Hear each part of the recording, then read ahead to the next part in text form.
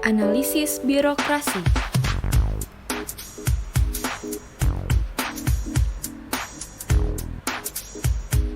Video ini dibuat untuk memenuhi tugas mata kuliah birokrasi dan governansi publik.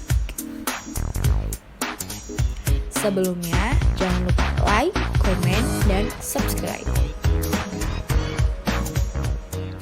Kami, anggota kelompok, ingin memperkenalkan diri. Dari yang pertama ada Rania Khairunisa dengan NIM F1B018008. Dan yang kedua ada Sylvia Nanovitasari dengan NIM F1B018015. Dan yang ketiga ada Putri Aminah Artika dengan NIM F1B018119. Berbicara mengenai sebuah organisasi, pernahkah terbayang oleh kalian apa yang membuat organisasi dapat berjalan dengan baik?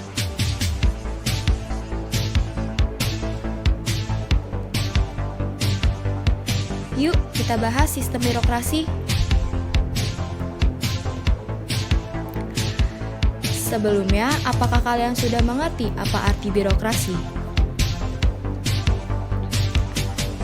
Birokrasi berasal dari kata bureaucracy yang diartikan sebagai suatu organisasi yang memiliki rantai piramida di mana lebih banyak orang berada di tingkat bawah daripada di atas. Menurut Max Weber, birokrasi adalah suatu bentuk organisasi yang penerapannya berhubungan dengan tujuan yang hendak dicapai. Birokrasi ini dimaksudkan sebagai suatu sistem otoritas yang ditetapkan secara rasional oleh berbagai macam peraturan untuk mengorganisir pekerjaan yang dilakukan oleh banyak orang. Menurut Hegel, birokrasi dicitrakan sebagai mediating agent, penjembatan antara kepentingan-kepentingan masyarakat dengan kepentingan pemerintah.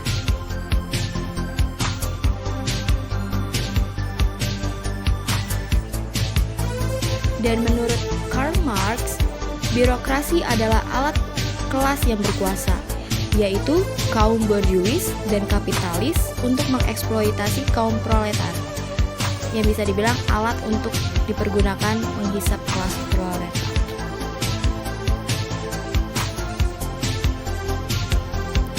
Jadi, birokrasi adalah struktur yang terorganisir atau sistem rasional yang dirancang sedemikian rupa bentuknya agar memungkinkan terlaksananya kebijakan publik yang efektif dan efisien.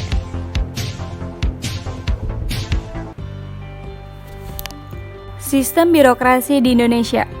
Sistem birokrasi di Indonesia yang menurut persepsinya ialah suatu sistem pelayanan dan administrasi pemerintahan yang terkesan aneh, berbelit-belit, dan lambat.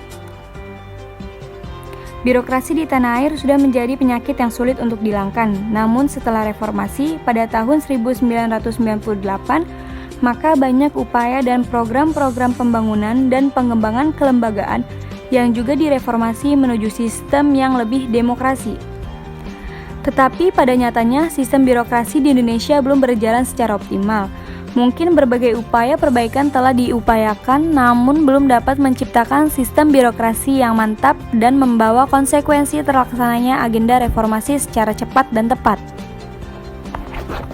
Berikut adalah contoh faktor yang signifikan kondisi birokrasi. Yang pertama, masih lemahnya kesadaran dan kemampuan untuk melakukan prinsip good governance dengan baik.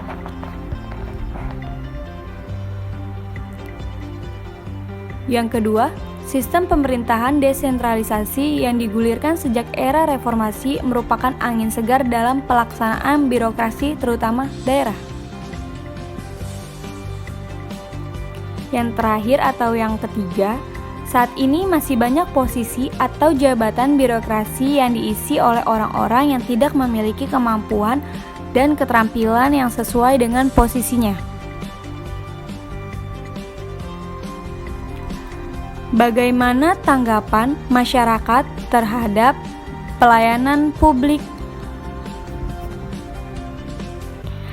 Tanggapan masyarakat mengenai pelayanan publik saat ini sangat mengalami kemunduran yang sebagian ditandai dengan banyaknya penyimpangan yang terdapat dalam pelayanan publik tersebut. Dalam bidang pelayanan publik telah dilakukan berbagai upaya dengan menetapkan standar pelayanan publik untuk mewujudkan pelayanan yang cepat, tepat, dan transparan.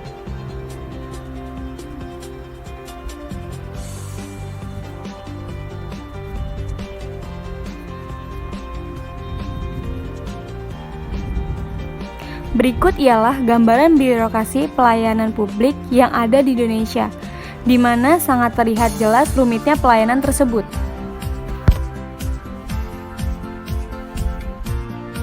Tujuh terminologi birokrasi.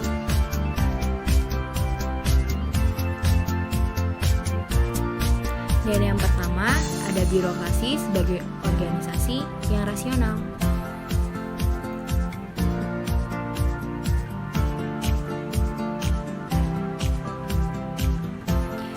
Yang kedua, sebagai ketidakefisienan organisasi.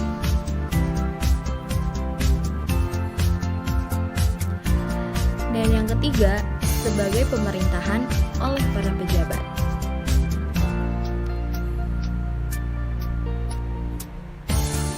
Yang keempat, sebagai administrasi negara.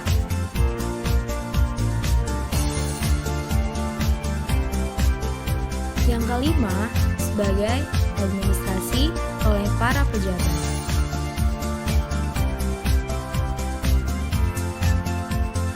Yang keenam,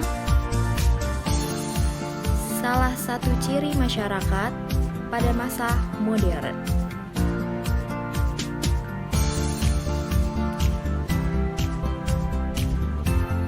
Dan yang ketujuh, sebagai organisasi yang memiliki ciri tertentu.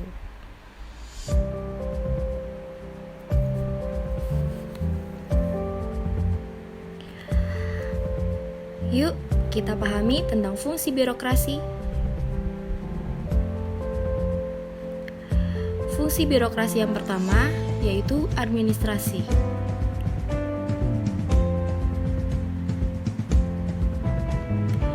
Fungsi administrasi bertujuan untuk mengimplementasikan undang-undang yang sudah disusun dan ditetapkan oleh legislatif. Yang artinya, fungsi administrasi adalah menjalankan kebijakan umum suatu negara yang sudah dirancang.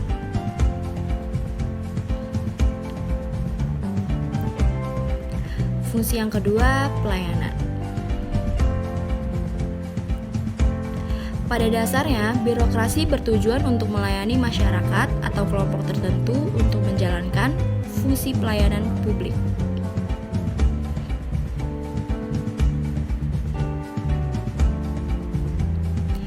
Yang ketiga, pengumpulan informasi.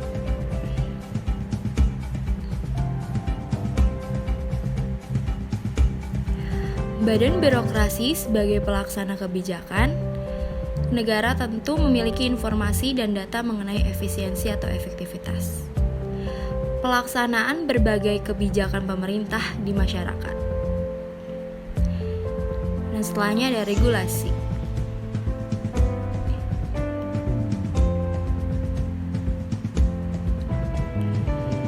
Umumnya, fungsi regulasi suatu pemerintahan dirancang dan ditetapkan untuk mengamankan kesejahteraan masyarakat umum. Dan yang terakhir ada jenis-jenis birokrasi.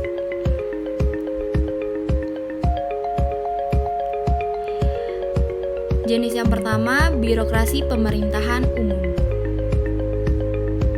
yaitu rangkaian organisasi pemerintahan yang menjalankan tugas-tugas pemerintahan umum dan tugas tersebut bersifat mengatur.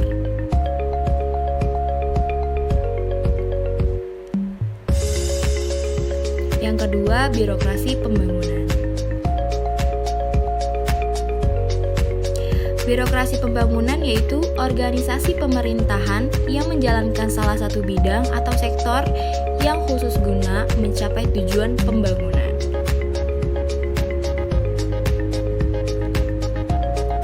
Yang ketiga ada CEO-friendly rules, yaitu unit organisasi yang pada hakikatnya merupakan bagian yang langsung berhubungan dengan masyarakat.